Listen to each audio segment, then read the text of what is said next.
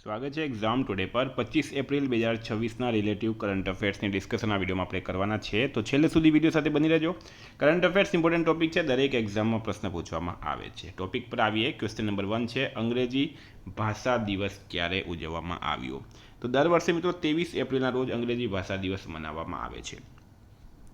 સંયુક્ત રાષ્ટ્રની ઓફિશિયલ ભાષા છે ઇંગ્લિશ, બરાબર. સંયુક્ત રાષ્ટ્ર અંગ્રેજી ભાષા દિવસ તે દર વર્ષે 23 એપ્રિલે ઉજવવામાં આવે છે. આ તારીખ પ્રખ્યાત નાટ્યકાર વિલિયમ શેક્સપિયરના જન્મ અને મૃત્યુની યાદમાં પસંદ કરવામાં આવી હતી. તેનો હેતુ ભાષાની વિવિધતા અને બહુભાષિતાને પ્રોત્સાહન આપવાનો છે. હાલમાં ભારત ભૂટાન એ 7મી સંયુક્ત કસ્ટમ્સ બેઠક ક્યાં યોજી હતી? તો રાઈટ આન્સર છે મિત્રોમાં મુન્નાર ખાતે. ભારત અને ભૂટાન વચ્ચે 7મી સંયુક્ત કસ્ટમ્સ ગ્રુપ, જેને JGC તરીકે ઓળખવામાં આવે છે, 20-21 એપ્રિલ 2026ના રોજ કેરળના મુન્નારમાં યોજાઈ હતી. કેરળના મુન્નારમાં. 3 નંબર છે, હાલમાં ભારતની કાપડ નિકાસ 2025-26માં કેટલા ટકા વધીને ₹3.16 લાખ કરોડ સુધી પહોંચી છે? તો રાઈટ આન્સર છે મિત્રો આમાં 2.1%, 2.1%. ભારતના કાપડ ક્ષેત્રે સારો દેખાવ કર્યો. નાણાકીય વર્ષ 2025-26માં નિકાસ 2.1% વધીને નાણાકીય વર્ષ 2025-26 માટે 316,334.9 કરોડ થઈ, બરાબર, જે ગયા વખત કરતાં 2.1% વધુ છે. 4 નંબર છે, એપ્રિલ 2026માં ગુજરાત કેડરના કેટલા અધિકારીઓની કેન્દ્રમાં સંયુક્ત સચિવ સ્તરે નિમણૂક કરવામાં આવી છે? તો રાઈટ આન્સર છે મિત્રોમાં 4 અધિકારી.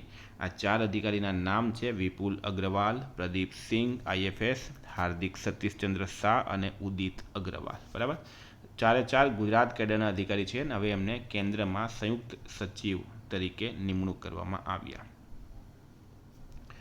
મિત્રો એક્ઝામ આવી રહી છે તમારી અત્યારે 14 જૂન મેન એક્ઝામ છે કોન્સ્ટેબલ, બરાબર. એના પછી CCની એક્ઝામ અને એક્ઝામ ટુડેનું લેટેસ્ટ 1 વર્ષનું કરંટ અફેર્સ, જેમાં ગુજરાત કરંટ, ભારત કરંટ અને ઇન્ટરનેશનલ કરંટ બધું આવી જશે. હાલની PSIની એક્ઝામમાં 30 પ્રશ્નો આપણા કરંટ અફેરના પૂછાયા હતા, લગભગ તમામ પ્રશ્નો, બરાબર.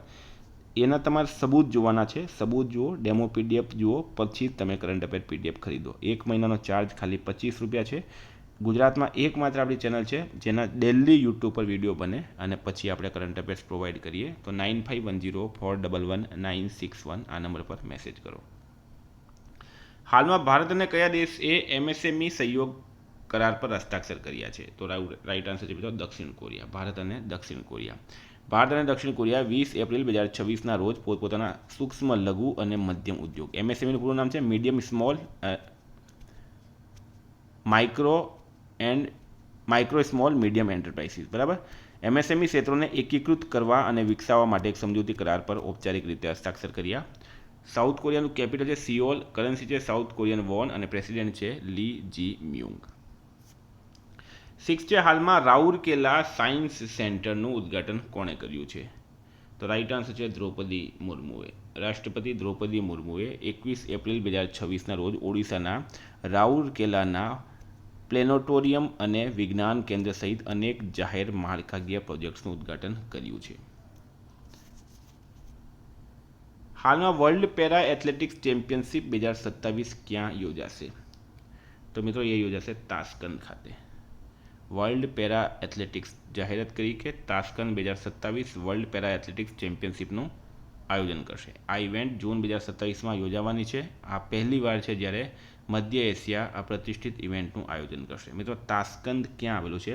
તાશ્કંદમાં આપણા પૂર્વ વડાપ્રધાન લાલ બહાદુર શાસ્ત્રીનું નિધન થયું હતું, બરાબર. ઉઝબેકિસ્તાનમાં આવેલું છે તાશ્કંદ. આ પણ ખાસ યાદ રાખવાનું છે.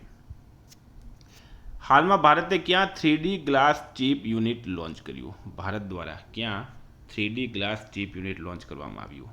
તો રાઈટ આન્સર છે મિત્રો આમાં ઓડિશા ખાતે.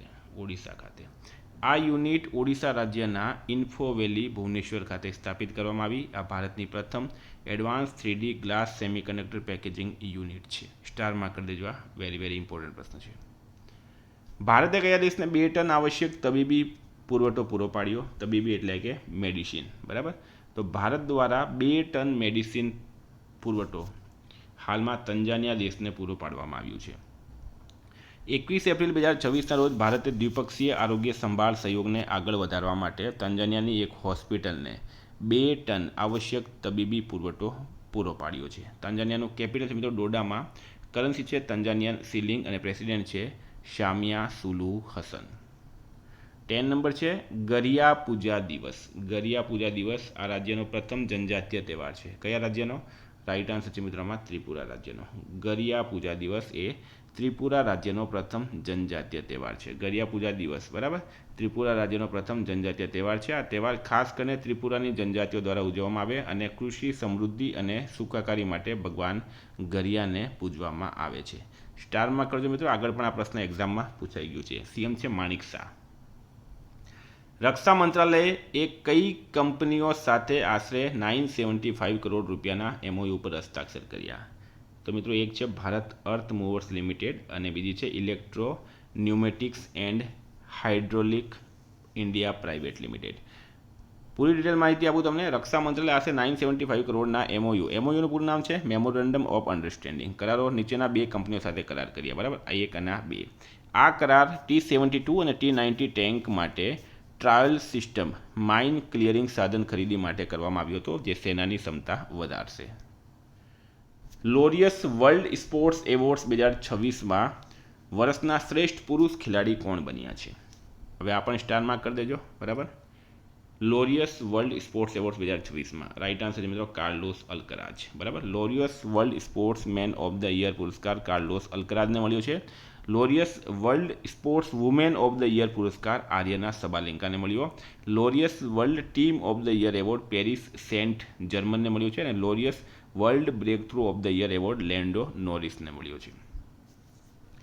આઈપીએલમાં 50થી ઓછા બોલમાં એકથી વધુ સદી ફટકારનાર પ્રથમ ભારતીય ક્રિકેટર કોણ બન્યો? તો અભિષેક શર્મા રાઇટ આન્સર થશે. 14 છે હાલમાં કયો રેલવે ડેપો પાણી તટસ્થ રેલવે ડેપો તરીકે ઉભરી આવ્યો? તો અમદાવાદ રેલ ડેપો. ગુજરાતના અમદાવાદમાં આવેલો કાંકરિયા રેલવે કોચિંગ ડેપો જળ તટસ્થ રેલવે ડેપો તરીકે ઉભરી આવ્યો છે, જે દર્શાવે છે કે નવીન પ્રથાઓ પરંપરાગત રેલવે કામગીરીને પર્યાવરણને અનુકૂળ મોડેલમાં પરિવર્તિત કરી શકે છે. 15 છે હાલમાં કયા દેશની સંસદે તમાકુ અને વેપ્સ બિલને મંજૂરી આપી? તો રાઇટ આન્સર છે મિત્રમાં બ્રિટેન. યુકે સંસદ તંબાકુ અને વેપ્સ બિલને મંજૂરી આપી દીધી છે. આ બિલ હેઠળ 1 જાન્યુઆરી 2009ના રોજ અથવા તે પછી જન્મેલા લોકો હવે તમાકુ ઉત્પાદનો ખરીદી શકશે નહીં. આ પગલાંનો હેતુ ધૂમ્રપાન મુક્ત પેઢી બનાવવાનો અને સૌથી અગત્યનો ધૂમ્રપાન સાથે સંકળાયેલા સ્વાસ્થ્ય જોખમોને ઘટાડવાનું છે.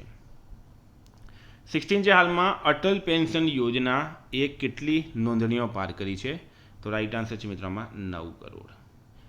શરૂઆત થઈ છે 2015માં. શરૂ કરનાર છે ગવર્મેન્ટ ઓફ ઇન્ડિયા. નિયામક સંસ્થા છે pension fund regulatory and development authority. ઉદ્દેશ્ય છે વૃદ્ધાવસ્થામાં નક્કી પેન્શનની સુવિધા આપવી. મિત્રો હું અટલ પેન્શન યોજના વિશે માહિતી આપી રહ્યો છું. એની શરૂઆત 2015માં થઈ હતી. 60 વર્ષથી ઉંમર પછી નક્કી પેન્શન મળે છે. પેન્શન રકમ 1000થી 5000 પ્રતિ મહિનો યોગદાન, ઉંમર અને પસંદગી પર આધારિત હોય છે બરાબર. તો મિત્રો આ હતા કરંટના પ્રશ્નો. વાત કરીએ રિવિઝનની. તો આપણે આવી ગયા છે 24 એપ્રિલ 2026 વિશ્વ પૃથ્વી દિવસ ક્યારે ઉજવવામાં આવ્યો? 22 એપ્રિલે. હાલમાં કયા દેશના પ્રખ્યાત પ્રાણીશાસ્ત્રી ડેસ્મન્ડ મોરિસનું 98 વર્ષની ઉંમરે નિધન થયું છે? ઇંગ્લેન્ડ રાઇટ આન્સર છે. ફાઇટોરિમેડિએશન ટેકનિક દ્વારા ભારતનો પ્રથમ વોટર ન્યુટ્રલ ડેપો ક્યાં બન્યો? કાંકરિયામાં. હાલમાં આસામ રણજી ક્રિકેટ ટીમના નવા મુખ્ય કોચ બન્યા છે કિરણ પવાર. ચર્ચામાં રહેલી R-37M મિસાઇલ કયા દેશ દ્વારા વિકસાવવામાં આવી? રશિયા. હાલમાં કયા રાજ્યમાં પરંપરાગત સુવોરી ઉત્સવ ઉજવવામાં આવ્યો? અસમમાં.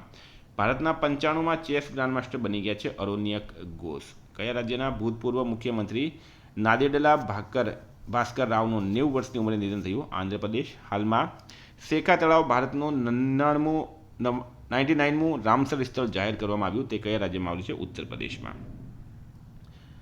11 છે હાલમાં મૂડીઝ એ નાણાકીય વર્ષ 2027 માટે ભારતની જીડીપી વૃદ્ધિ દર કેટલું ટકા રહેવાનું? 6%. સંયુક્ત રાષ્ટ્ર અનુસાર 2026માં ભારતનો અંદાજિત જીડીપી વૃદ્ધિ દર 6.4%.